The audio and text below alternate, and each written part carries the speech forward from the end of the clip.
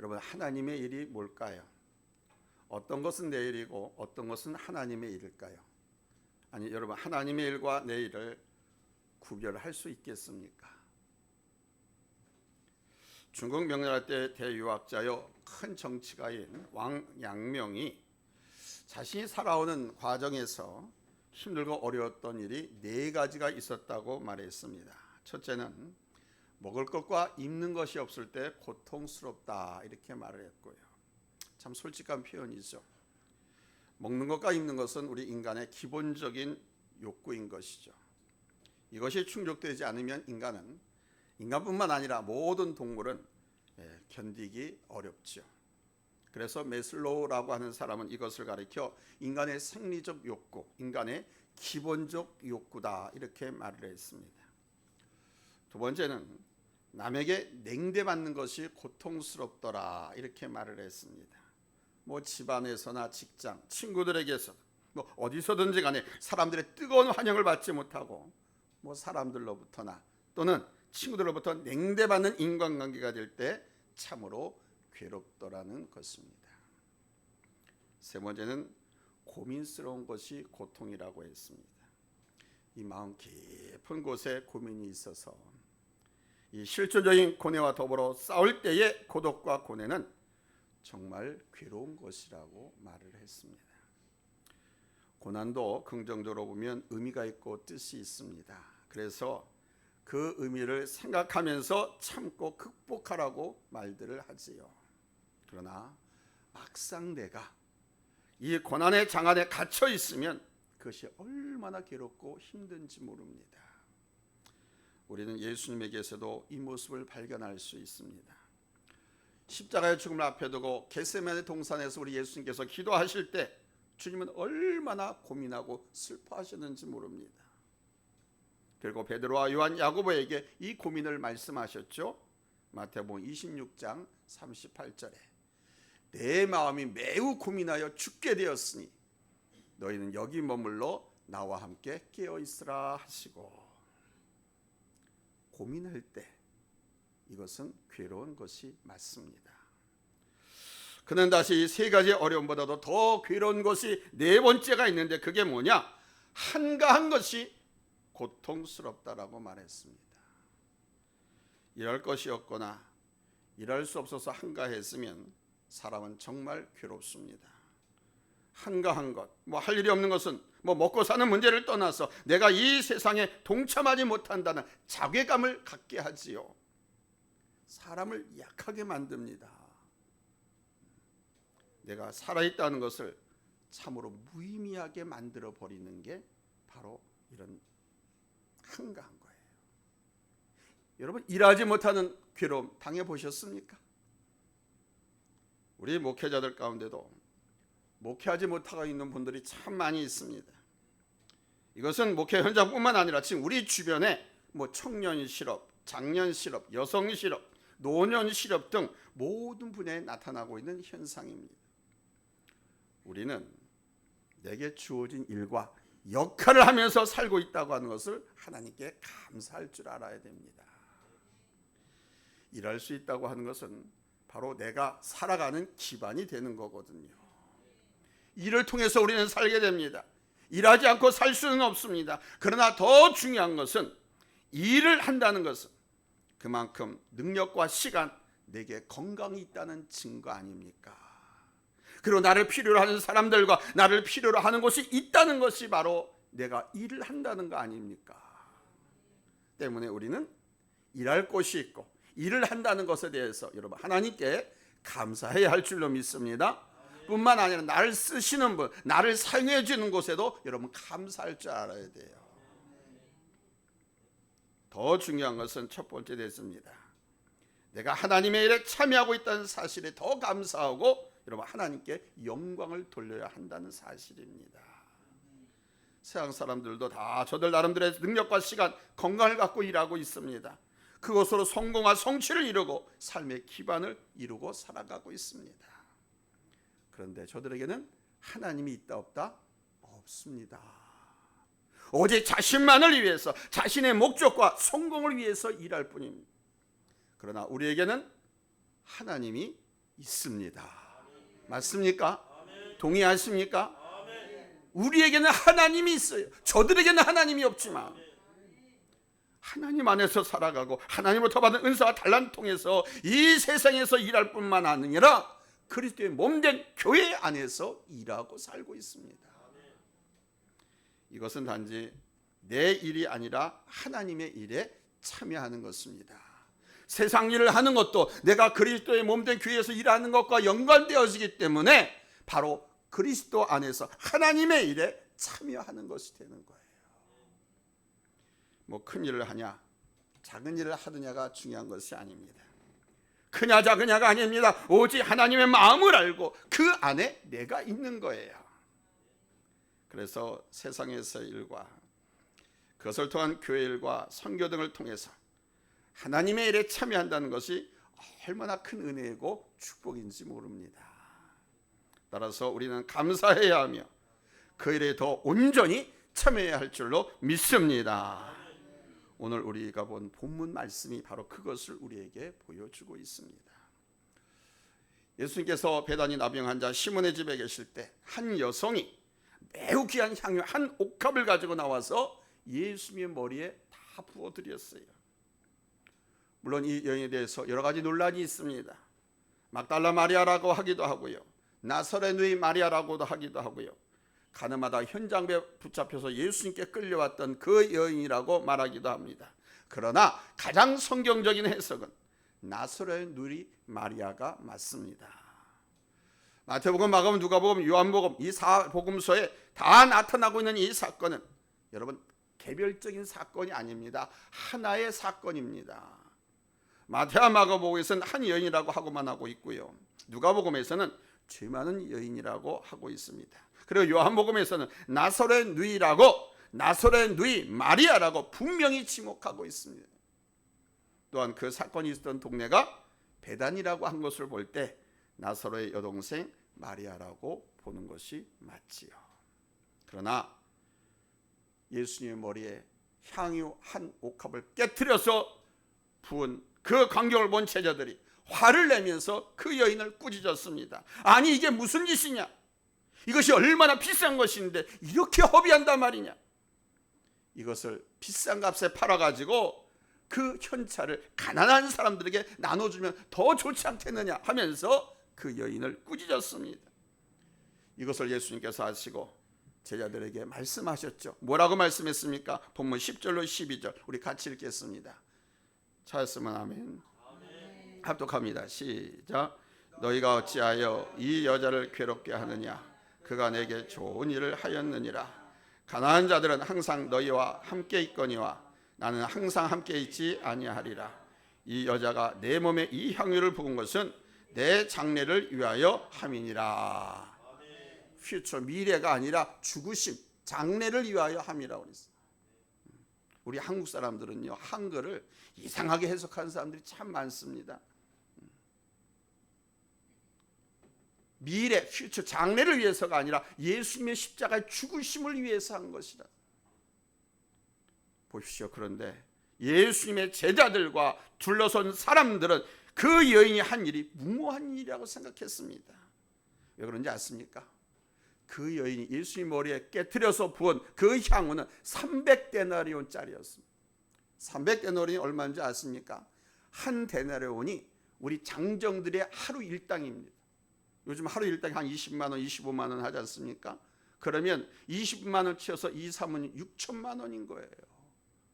작은 겁니까? 큰 겁니까? 아유, 여러분들은 뭐 1년에만 수억씩 버시나. 장정들이 한 푼도 안 쓰고 1년 동안 모아야 살 수 있는 향유가 바로 이 여인이 예수님 머리에 깨트려서 부은 그 향유였던 겁니다. 300데나리온이라는 것이.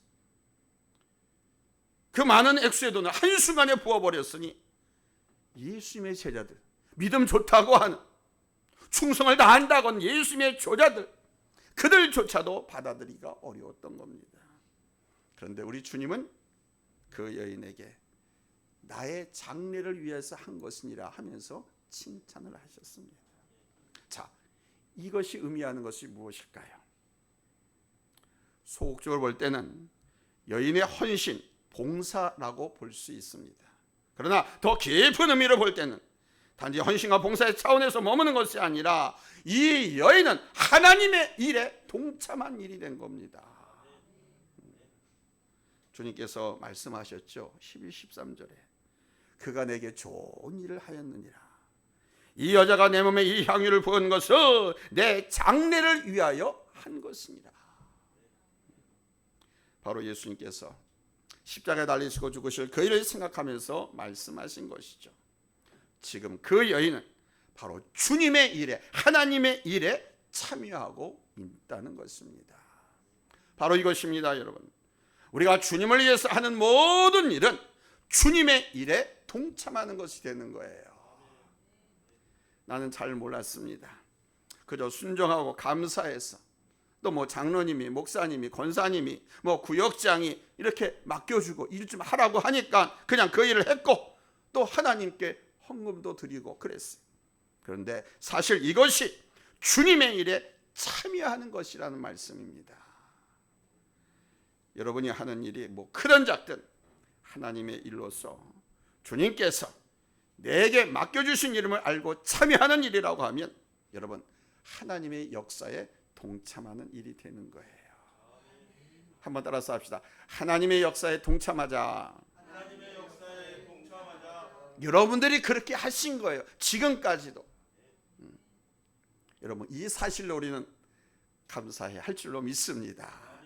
나를 사용해 주셨으니 얼마나 감사해요. 또 내가 하나님의 일에 동참했으니 얼마나 감사해요. 하나님의 상과 축복이 우리와 예비되어 있으니 또 얼마나 감사해요. 아멘. 하나님 앞에 감사할 수 있기를 바랍니다. 두 번째로 하나님의 일에 참여할 수 있게 하나님께서 우리에게 은사와 능력을 주셨기 때문이라는 사실입니다.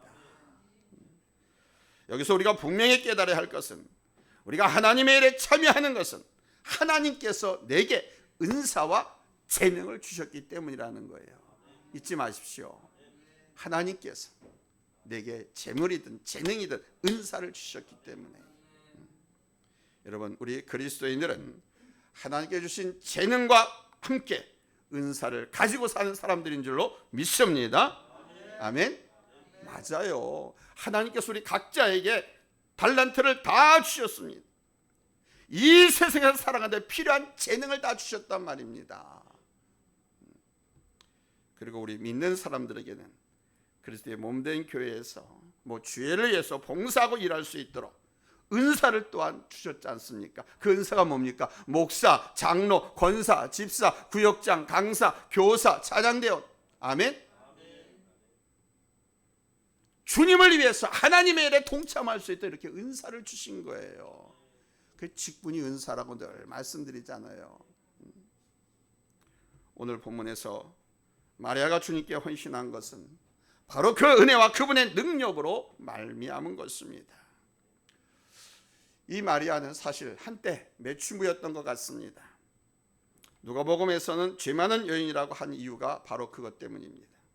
그러나 마리아는 예수를 만나서 회개하고요, 죄 용서를 받은 후에 예수님을 잘 따르고 섬기는 여인이 되었습니다. 비록 한때 죄를 많이 지은 불쌍한 여인이었지만 주님의 사랑과 신뢰를 받는 여인으로 바꾸어졌습니다. 이것이 얼마나 큰 은혜입니까? 여기에 더해서 마리아는 우리 주님의 엄청난 능력도 목도했습니다.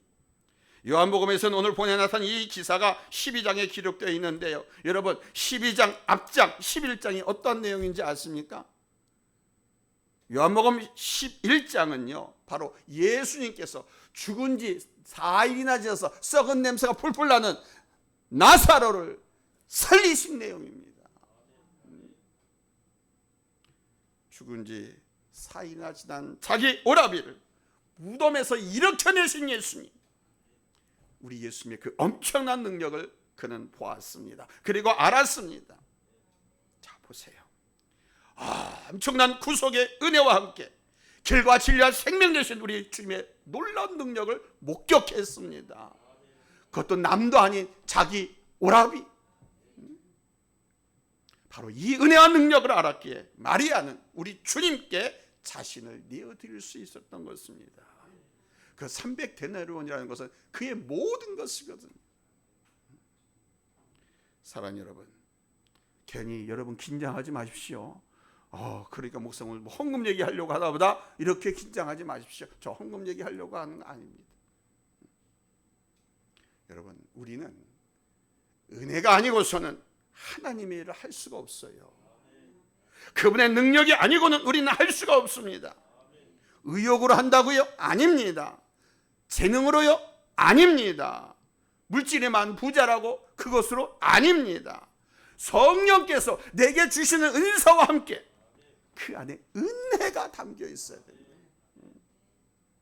은혜로 인한 감사가 담겨 있어야 바로 하나님의 일이 역사가 되고 여러분 하나님의 일이 능력이 되는 줄로 믿습니다. 아멘. 그리고 마지막 세 번째는 여러분 다른 것이 아니라 내가 가지고 있는 것으로 참여할 수 있기를 바랍니다. 먼저 여러분이 갖고 있는 평범한 특성을 통해서 참여하시기 바랍니다. 여인은 향유를 깨트려서 예수님께 부음으로 주님의 십자가 죽으심을 예비하고 하나님의 뜻에 동참했습니다. 그런데 보세요. 여기서 우리가 한 가지 분명히 짚고 넘어야 할 것은 단지 이 마리아가 비싼 향유를 예수님께 드렸다고 하는 그 자체만으로 헌신하고 봉사했다. 여러분 이렇게 보아서는 안 된다는 겁니다. 왜 그런지 아십니까? 만약에 그 비싼 향유로 예수님께 헌신하고 봉사했다고 본다고 하면 우리가 주님을 위해서 교회를 위해서 하나님을 위해서 일하고 봉사하는 것이 얼마나 힘듭니까? 그래서 제가 말씀드려요. 헌금하라고 설교할 거 아니니까 걱정하지 말라고 제가 그러잖아요. 만약에 이 여인이 그 비싼 향유를 드렸다는 것이 칭찬받을 만하고 헌신하고 봉사하는 것이었다고 하면 그보다 못한 우리는 어떡합니까? 그렇게 봐서는 안 되는 거예요. 마리아는요 평범한 여성으로서의 특성을 가지고 주님을 위해서 헌신하고 봉사했다고 봐야 되는 거예요. 지금 이 순간 예수님의 제자들과 남성들은 향유를 부은 의미도 모르고 주님이 이제 십자가를 향해서 가신다는 사실조차도 뭐 그저께 최후의 만찬자리에서도 저들은 몰랐지 않습니까? 주님이 고난당하시는 것 때문에 겟세마네 동산에서 기도하시는 그 순간도 잘 몰랐지.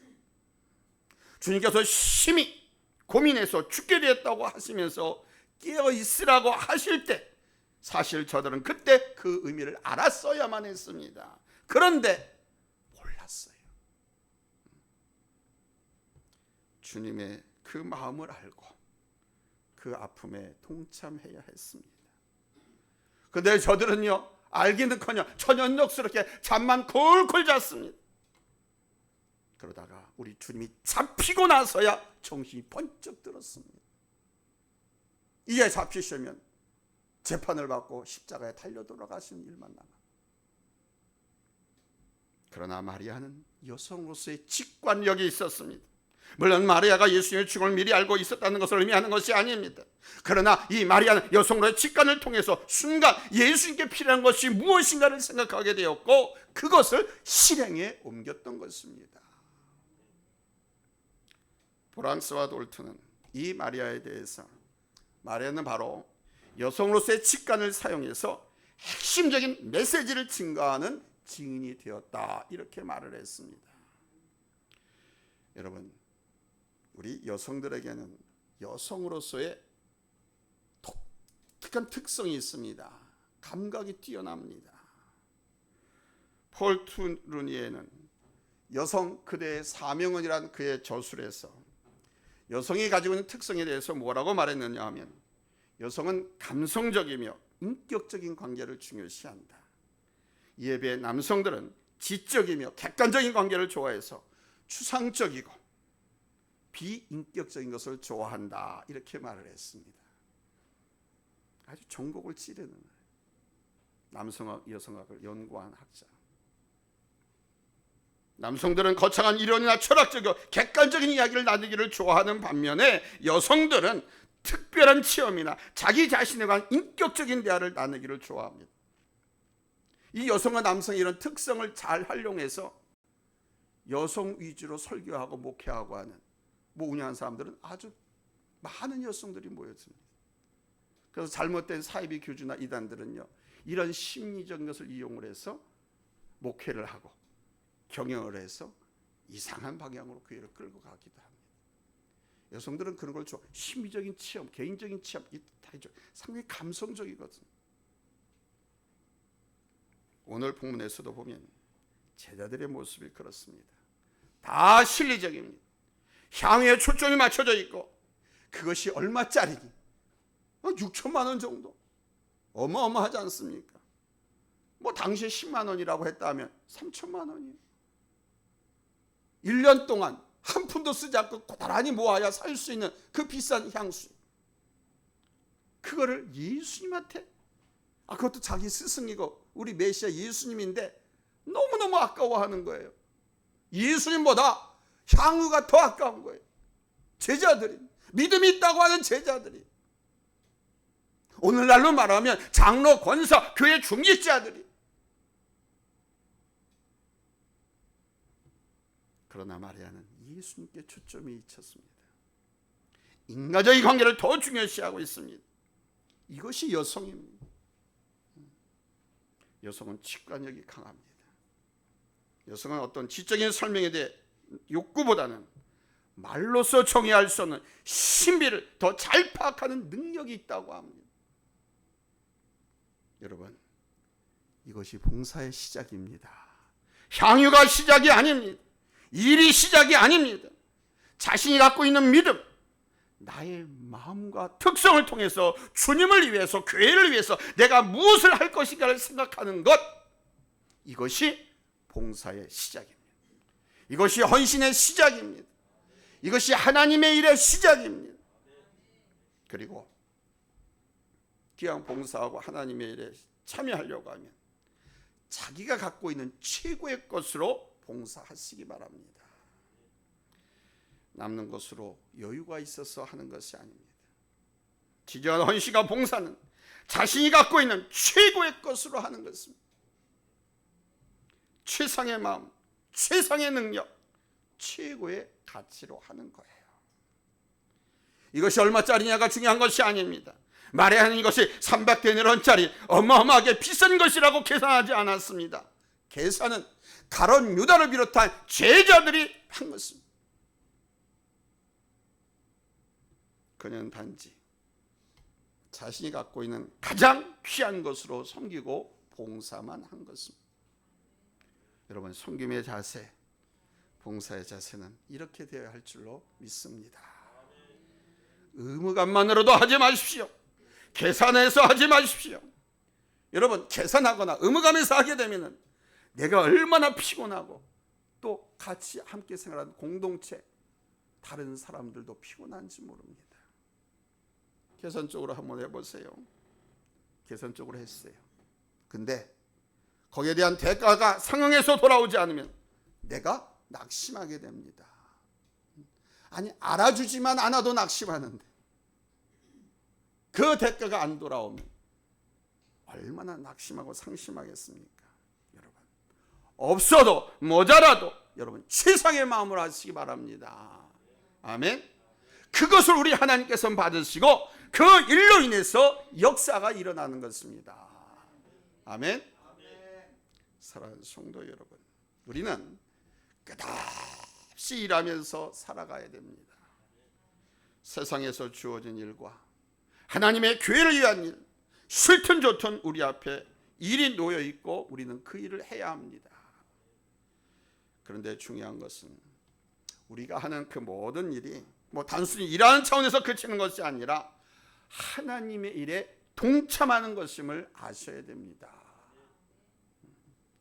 내가 어떤 형태로 교회에 오고 가고 나의 시간과 물질을 들이든 그것이 하나님의 뜻을 이루어야 하는 것이라고 하면 누구의 일에 동참하는 것이 되는 거예요? 하나님의 일에. 아멘. 내가 교회에 오고 가는 것도 하나님의 일에 동참하는 거예요. 아멘. 주님께서 말에 대해서 말씀하셨지 않습니까? 본문 13절 우리 다 같이 읽겠습니다. 시작. 내가 진실로 너희에게 이르노니 온 천하에 어디서든지 이 여인이 전파되는 곳에서는 이 여자가 행한 일도 말하여 그를 기억하리라 하시니라. 아멘. 참으로 놀라운 말씀이죠. 주의 일에 참여할 때 여러분 이 은혜와 축복이 있는 줄로 믿습니다. 주의 일에 참여함으로 이 은혜와 축복이 여러분의 가정과 여러분의 직장과 사업장과 여러분의 자손들과 여러분 우리 교회에 가득가득 넘쳐나기를 예수님의 이름으로 축원합니다. 축원합니다.